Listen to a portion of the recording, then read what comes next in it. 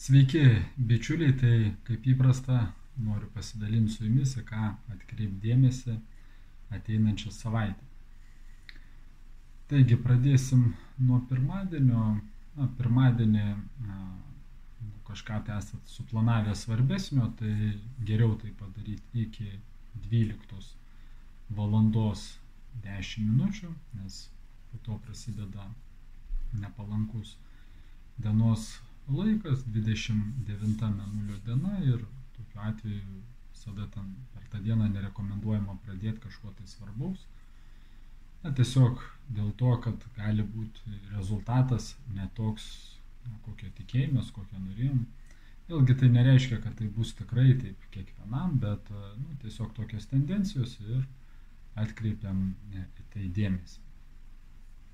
Antradienį, 7 dieną, gegužės mes turėsim jaunatį, ir jaunatis irgi tai yra ta diena, kada nerekomenduojama pradėti kažkokių tai svarbių dalykų. Ta diena skirta labiau prisiminti jau išėjusius, už juos pasimelsti, užbaigti kažkokius tai darbus, atiduoti skolas, nerekomenduojama skolintis.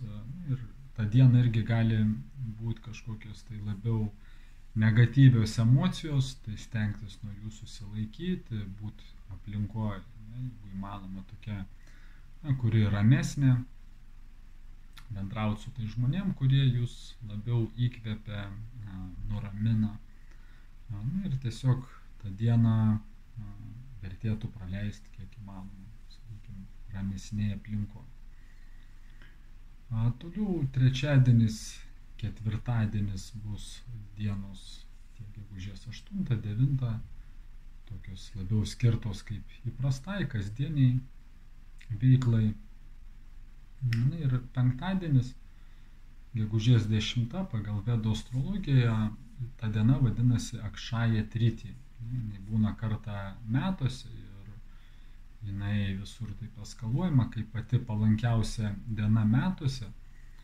Tačiau čia reikia atkreipti irgi dėmesį į keletą dalykų, nes kai sakome, tai palankiausia, tai reiškia, kad jau viską gali pradėti. Bet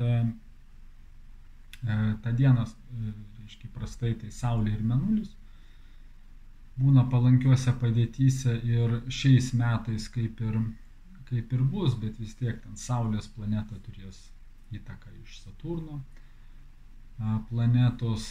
Marso planeta bus ten su Rahu ne pačioj stipriausiai padėty, Saturno planeta darys įtaką Venerai, Merkurijus bus ne pačioj palankiausiai padėty.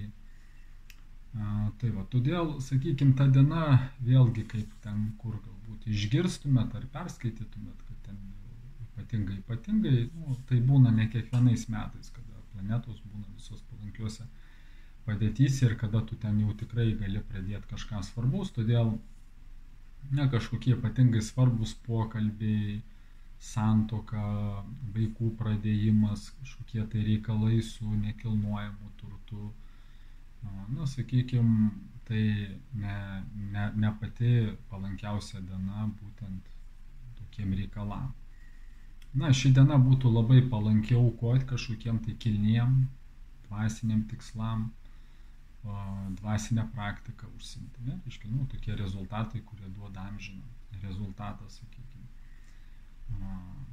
Ir daugiau, kažką tai pagal savo, kažką tai savo nuožiūrą, bet tų tokių išvardintų, tokių ypatingų svarbių, nes, tiesiog, kai mes pradedam kažkokį tai svarbų reikalą gyvenime, svarbų įvykį, tai panašiai kaip ir gimimas vaikų, vaikas, bet koks žmogus, kai jisai gimsta ir vieno likimas, būna palankus, geras, o kito būna, sakykime, nelabai sudėtingas. Tai lygiai taip pat, kaip ir mes pradedam kažkokį tai įvykį gyvenime svarbu, jeigu jisai pradėtas palankę dieną, palankę valandą, palankę minutę, tai mes irgi galim tikėtis palankesnio rezultato, tai atkreipkite dėmesį.